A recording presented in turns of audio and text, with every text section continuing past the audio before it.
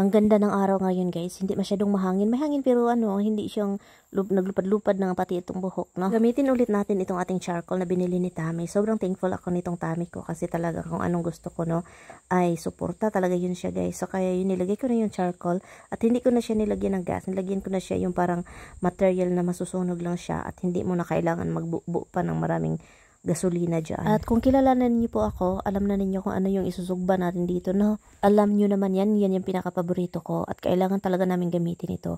At kung hindi ako magluluto si Mr. Hindi yan gagalawin hanggat masisira. So kaya yun. At sobrang quiet po dito guys at nakikinig lang ako dito ng radio, drama ba. At ito po yung maririnig ninyo.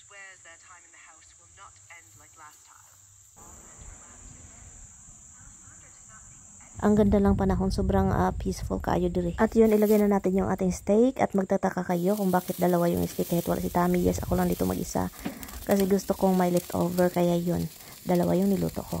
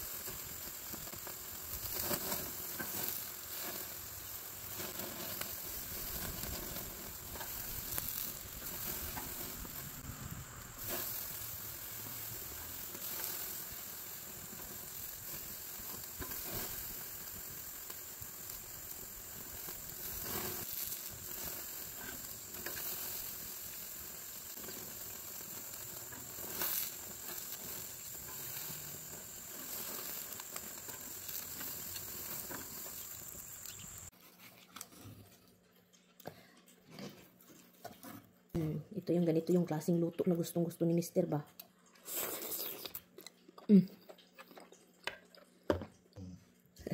Roxy. What, Rox?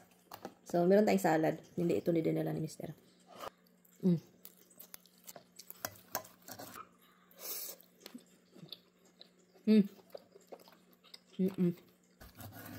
Kasi, ang ganda.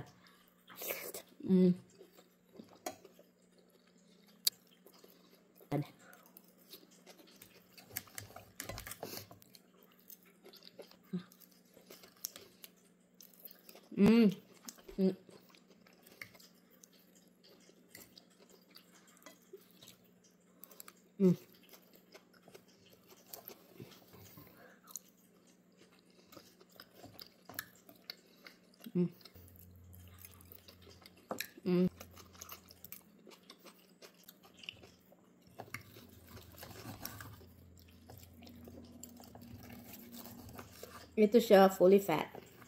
Yeah. Taba yun siya. Ito may taba na may laman. Which is good ito.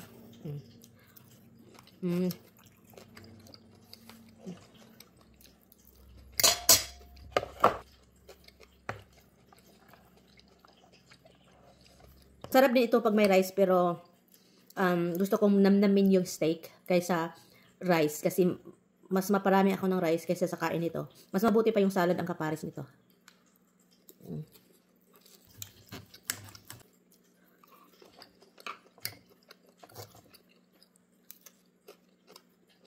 I don't know if you can tell. Pink. Medium rare.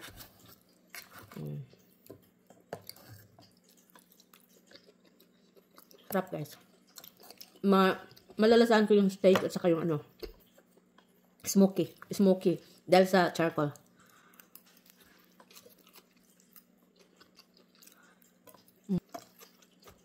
Tamis-tamis yung kamatis.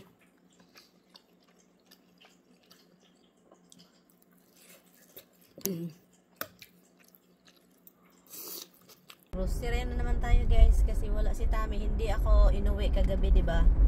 Hindi siya umuwi kagabi. So kaya ang gagawin ko is punta ako sa tindahan, bibili ako ng kailangan niya kasi bukas trabaho na naman siya pero uuwi siya this time. Mamayang gabi uuwi siya kasi kailangan doon niyang maligo. And also hindi siya kailangan doon na sobrang aga. And yung asawa ko is talaga hindi niya kaya yung mga hindi maliligo. Kaya sabi ko sa kanya kapag gusto talaga niya maligo, magpunta siya doon sa kapatid niya kaso ayaw man. So kaya uuwi talaga siya mamayang gabi. So kaya sabi ko, sige magpunta ako ng tindahan para bibili ng chicken bites kasi yun yung paborito niyang snacks.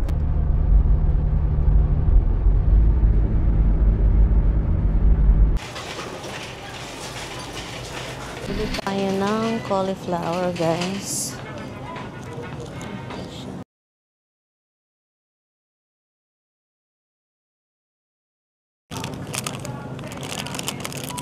Ng salad kasi gusto ni Tami ng salad at saka yung arugula din bili tayo. Wala din akong cheese. Uy, ang hirap nito ba?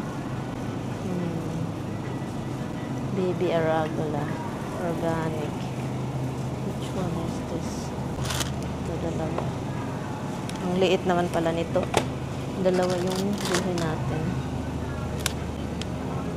Dalawa, paborito ko kasi ito. Ito din.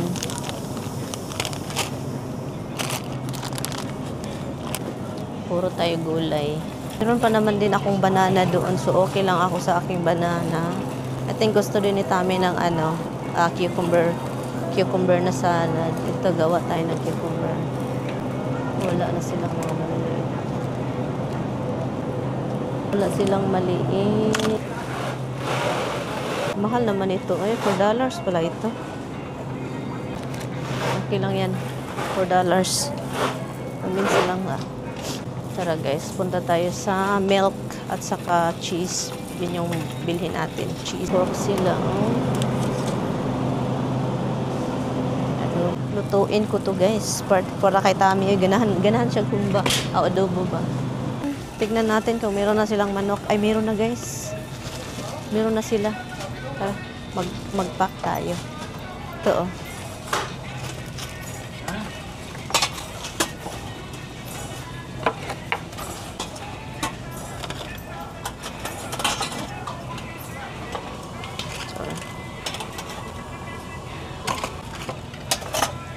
You wanna go this way? Hanap tayo ng milk. Mahilig yun siya sa gatas eh. Si Tami para yung bata. So yun, ito yung nabili natin. Hindi ako bibili ng itlog dito kasi yung itlog na gusto ko is nasa Walmart. Yep, nasa Walmart yung itlog na gusto ko. Vital or Vitali or something like that. I think yun siya. Vital. See. Whole milk. Ito yung mga milk ni Tami. Oopsie. Ito siya. Let me see. Expiration date. September 19. September 19. Okay pa to.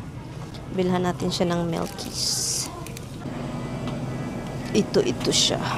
Magkaano? Hala, $10 kigwa. Mahala, uy. Mahal kaayo, guys. Ito, $6 lang. 5 gluten free.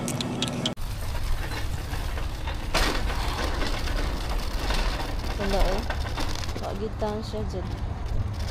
It's okay. Nag-drive siya guys. Hinahinay sad ko. Nagsige siya cellphone. Nakatingin lang siya sa cellphone. Kalhog ka. Ay, ay, ay. Nagsura siya daw siya. Kabuang. Itong mga tao talaga no. Mag-drive ba? Unya nakatingin sa cellphone. May ka-text. Yun pala yun. Dadaan na ako. Nasa gitna pa talaga ako. Sigwa. Hay buhay na naman. Nag-agas dyan ang gatas guys. Pistula. Uy, hala, wala ba ya ako yung lagayan. Buang man tong lakiha. Uy. Yung gatas ko nag-agas-agas dyan daw. Nasayang tuloy. Dahil sa ano? Ay. Ka-open na ito. Parang bakit open? Inopen ito doon ba? Ay, ay, ay. Tika muna. Finally, Dada is home. Hi, Dada. Come on, where is your... Oh, wait, kalbuis ako, baby. He is home, guys. Finally. Hindi yan umuwi kagabi. So, let's see kung nakain ba niya lahat ng pagkain. Aduh, yung kaluis akong baby. Wait, this is not cold anymore. That means this is still cold. The tuna salad you don't eat? Come on, I'll do it. Go change and then relax. I'll make you coffee. Come on. Ganito po kapag matigas po yung asawa ninyo. Pagdating sa bahay, kahit sobrang pagod, magigilty ka kasi feeling mo wala akong ginagawa talaga dito. Kasi pati pag-refill ng tubig, kailangan niyang gawin. Hindi naman kailangan mag-refill. Uy, kailangan, ginagawa talaga niya guys. Ang tigas talaga ng ulo ng asawa ko, grabe. Love you too. Kakaano lang niya, kakarating lang niya, naglaba, 12 o'clock na. 12:31. Yung mata ko is, ano siya, hubag. Iyak ng iyak. Hindi ko talaga mapigilan, guys. Anyway, before I go to bed. At dahil umaga na, wala si Mr. dito, trabaho ng trabaho, so nag-offer ako, gawan ko siya ng poach. Mambot na poach. Basta itlog, pinalutaw sa tubig. Basta ganun. So sabi niya, okay daw, 2 itlog, isang maliit na bread. So ginawa ko, guys. First time ko itong gawin actually. Nanonood lang ako sa mga video, no? Lagyan daw ng suka yung tubig, pabukal, may strainer dyan, o, diba? And then, ilagay yung itlog. So, first time ko talaga ito, guys. So, okay naman. Okay, first egg natin. Okay, ganyan siya. Hindi, hilaw pa rin ang loob, o, diba? And then, second egg, ganyan pa din. Hintayin mo, wala ng minuto. Wala ng time pala. Minuto. Wala ng time. Tignan mo na lang yan siya. Ganon. Ay, nako guys. Maganda pang mag-boil na lang tayong itlog. Ito yung pinakaayaw ko guys. It's ready na. Maginaw na. And he's still like busy. Breakfast guys. Walang rice. Yung leftover steak. At saka egg. My egg is runny.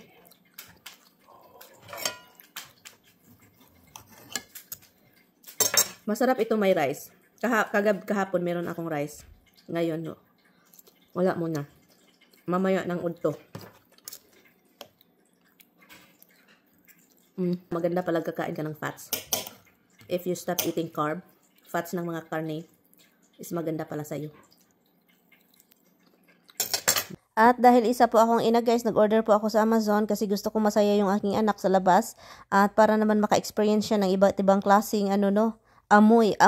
Yung mga simoy ng hangin, lalo na ngayon sa maganda yung panahon. So, kaya yun.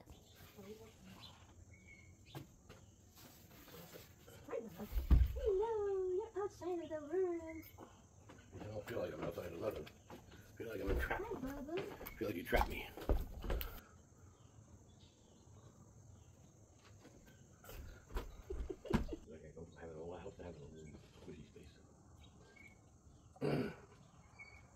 Yay!